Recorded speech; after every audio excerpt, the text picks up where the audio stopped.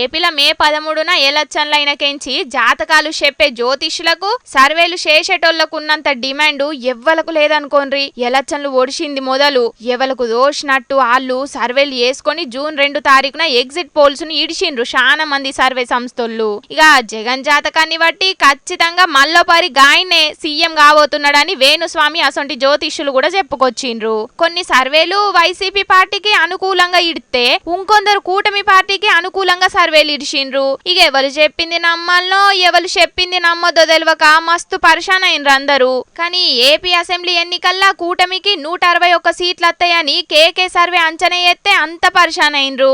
అసలు ఈ సర్వే ఎక్కడిది, దీన్ని ఎవరు నమ్ముతారు అని వైసీపీ కూడా బగ్గనే గరమైనరు. కానీ ఆ సర్వే ఫలితాలే ఇప్పుడు నిజమయ్యే వరకు షాక్ అవుతున్నారు అందరూ. మొత్తానికి ఏదో ఒకటి 2 సర్వేలే నిజమైనవి గాని తతిమ్మయ్య అన్ని ఫేకే అయినాయి. కొందరు చెప్పిన జాతకాలు కూడా అబద్ధమైనాయి. ఇన్నొద్దులు మేం చెప్పిన జాతకం నిజమైతదని ఎగిరినోళ్ళు ఇప్పుడు నా జాతకం తప్పింది అని వీడియోలు పెడుతున్నారు. ఆంధ్రప్రదేశ్ లో జగన్మోహన్ రెడ్డి గెలుస్తాడు అని చెప్పి నేను చెప్పినటువంటి ప్రిడిక్షన్ తప్పింది. సో జనరల్ గా జాతకాన్ని బేస్ చేసుకుని మాత్రమే నేను చెప్పడం జరుగుతుంది. నేను చెప్పినటువంటి ప్రిడిక్షన్ 100% తప్పయింది. దాంతో ఖచ్చితంగా నేను ఒప్పుకుంటా ఉన్నాను. చూసిండ్రా అనుల్లా, pre poll, post poll, exit poll, జాతకాలు గిట్లా ఎందరు ఎన్ని చెప్పినా లీడర్ల భవిష్యత్తు ఓటేసే జనాల చేతులుంటది.